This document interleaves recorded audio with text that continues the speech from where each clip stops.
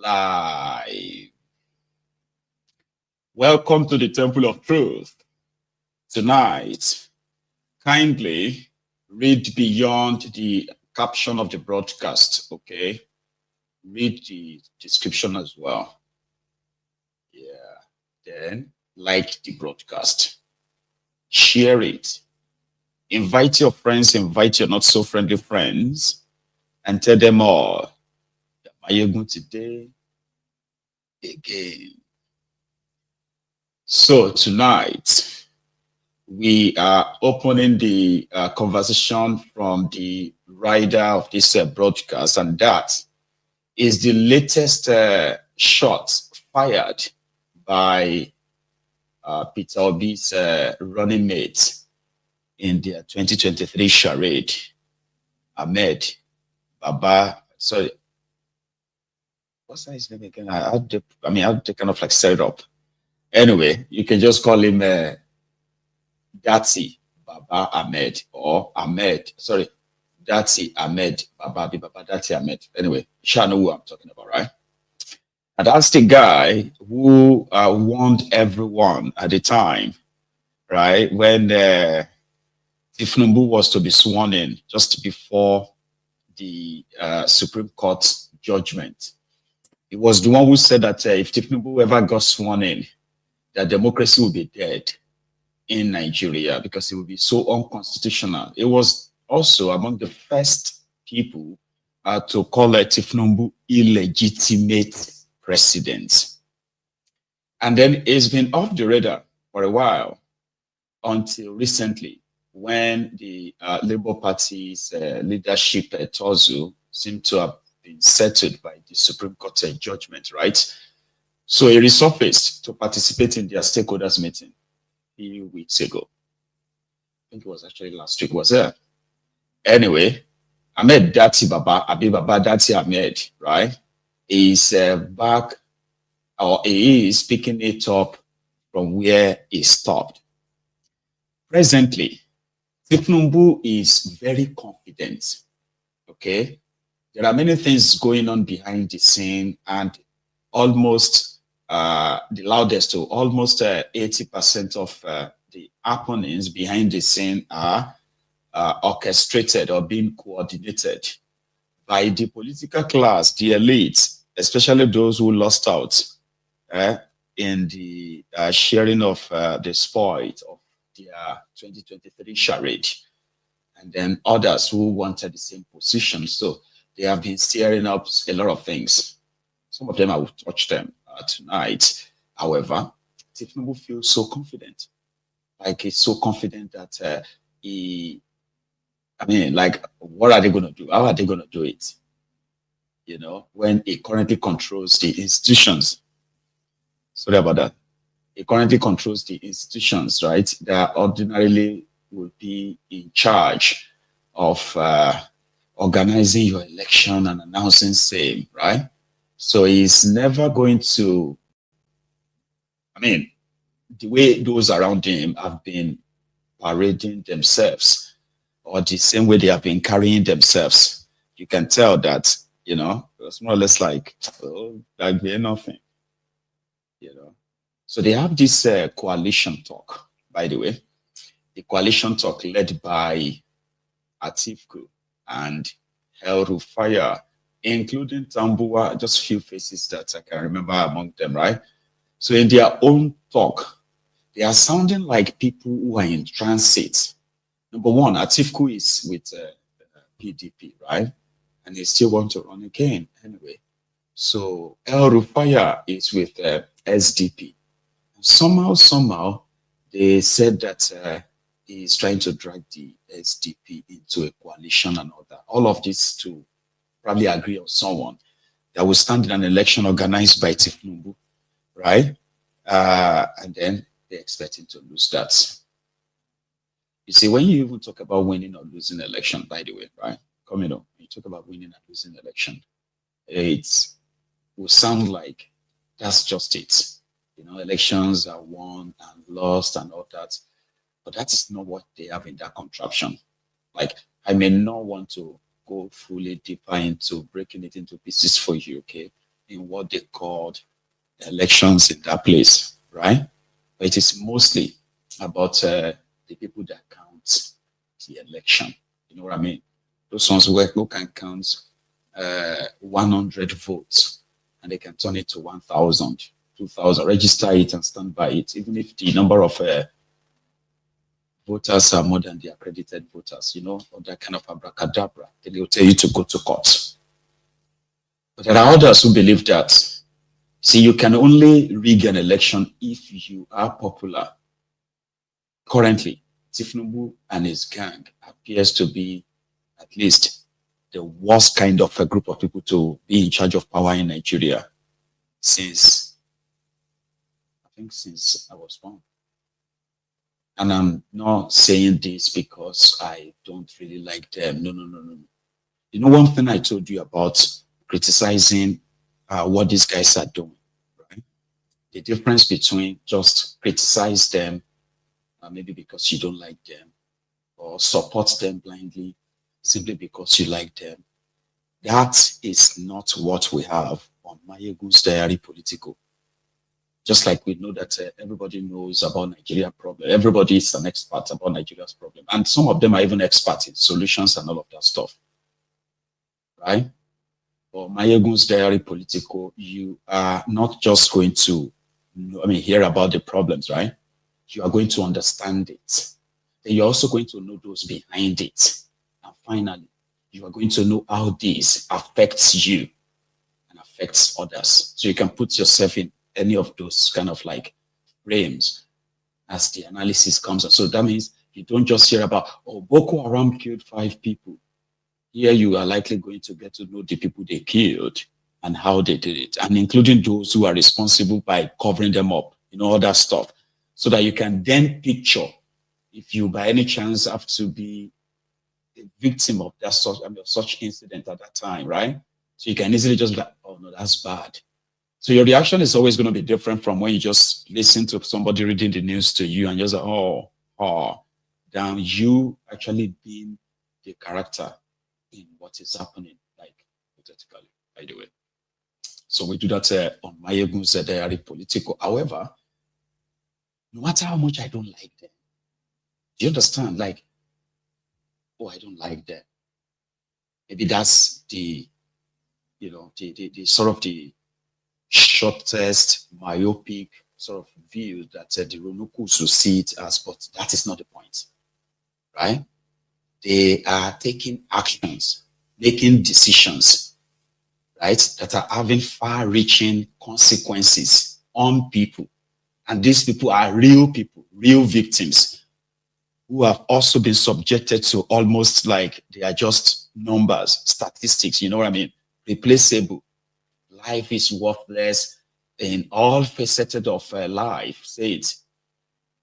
So if they are doing fine, for example, let's say in the last 2 years, for example, you said reason with me, to those of you who possibly think that the only reason why we keep turning the heat on and waking the people up, right, to rise, you know, to the occasion, because whether they like it or not, sooner or later, the consequences of bad leadership, corrupt system, will catch up with all of us. We are just the victims waiting for our turn, like Nigeria, turn by turn, Nigeria Limited. So if I don't like them, which I don't, and I've got my reasons, right?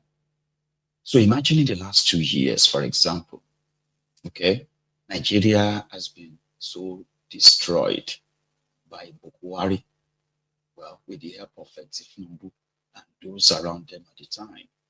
Everybody saw that, but they felt like since they have the power, right, and they could convince others that those who are trying to take over from them are not better than them and all that, then twist the system in order for them to keep the power. So fine, for 8 years, Boko Haram destroyed Nigeria.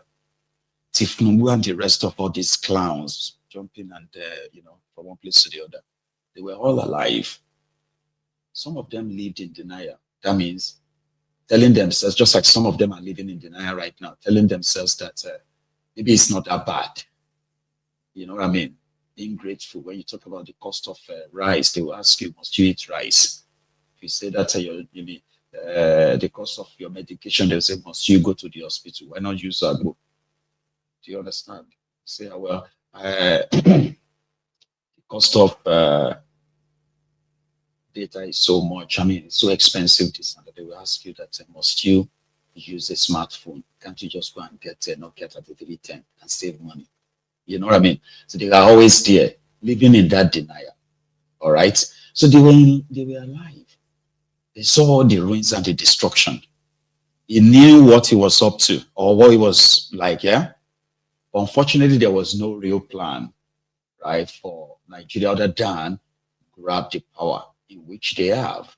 You know what I mean? So 2 years. So just imagine, right, that right now you only have just maybe, because of your law, fine, 36 ministers, right, in every state because of your law. What am I even saying? They can change that, right? Maybe you just currently have just 20 ministers.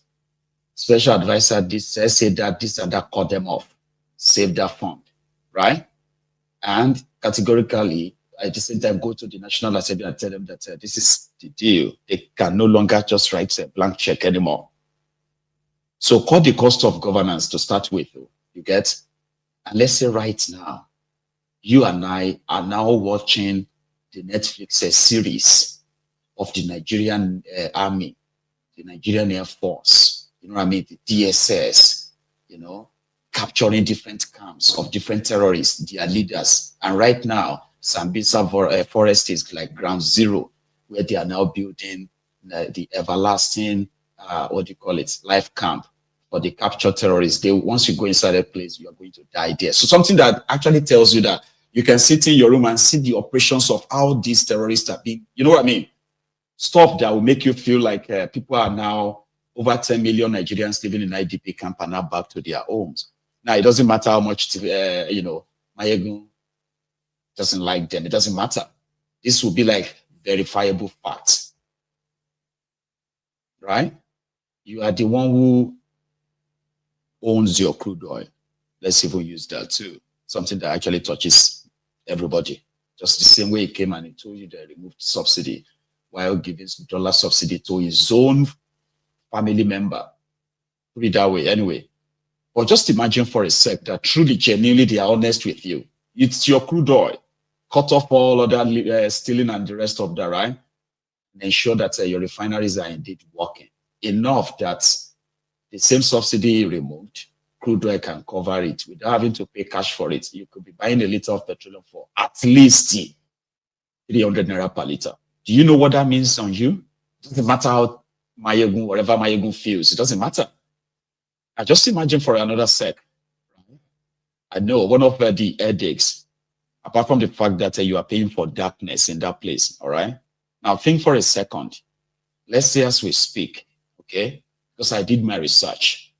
If you want to build a power generating plant, now this time, let us use the gas, right? So you can build a power plant, right, that can generate at least 1,000 megawatt of electricity within within 18 months. That is 1 year, 6 months. You can research it too, right? So just imagine if right now you are building, I mean, they are building modern power stations, right? Or, okay, maybe if he is not the one building it. For example, just legislation last, I wanted to say just legislation last song. Legislation, right? Simple legislation, right, can change a lot of things, right? Break down your power sector enough that every state that has the capacity or that can possibly partner with other private wherever, right? Set up their own power plants and they can sell to different states. So just for example, let's say 2 years now, nearly 2 years, for somebody who knew where you are, who knew what you were battling with, right? Who lived in that contraption too. They are there. Just that they are living in their own different world, the world of greed and selfishness. So self-centered, so narrow-minded that all they care about is that power. And then the money, paper money. that they can use Ghana must go to be moving about here and there just to buy favor, influence this and that. And that is what they call politics. It's never about governance, right? So let's imagine that you currently have like over 20,000 megawatts of electricity projects going all over Nigeria right now. They are not buying cars, so they are not buying yachts, so they are not buying new aircraft. So I'm talking about using that your scarce resources, right? As you are returning people back to the farms, and at the same time, you are like, the economy will peak by itself. And there is no amount of I don't like them that will change any of that. So you can no longer replace incompetence, corruption, and what have you. You can't replace them with the excuse that, well, it's because they don't like them. What about you that likes them? It's the same way, right? By the way, it's the same way. When you say people should stop cursing Nigeria, it's because of all these curses. That is why this country is what it is. The amount of curses that people call, I say, okay, fine. Your criminal leaders are people whose actions actually, their actions worth of being cursed, no doubt. So what happened to your own prayers? Especially those of you who are their lackeys, they are, what do you call them here? Their usual voluntary slaves. At least some of you are praying. I remember when some of you, especially the Rolukus that are watching me right now, I remember when some of you used to come on social media to type, may Buhari succeed, may Buhari succeed. So what you were praying for was for Buhari and his family and his fellow thieves, terrorists, the jihadists, to succeed in their mission. And they almost succeeded. They succeeded in destroying Nigeria's economy, by the way, that Nigeria can't recover from that for a very long time. A very long time. That is why some observers felt like 2023 could be a chance to block the hemorrhaging, the bleeding. But unfortunately, the establishment succeeded in installing this druggie. You know what I mean now? So what happened to... I also remember when some of these Buhari idiots at the time actually called us enemies of Nigeria because of Nigeria here. Majority of them today have now changed their DPs to Tinubu's, and they are now saying may Tinubu succeed. So whether Tinubu will succeed or will fail is actually completely up to Tinubu.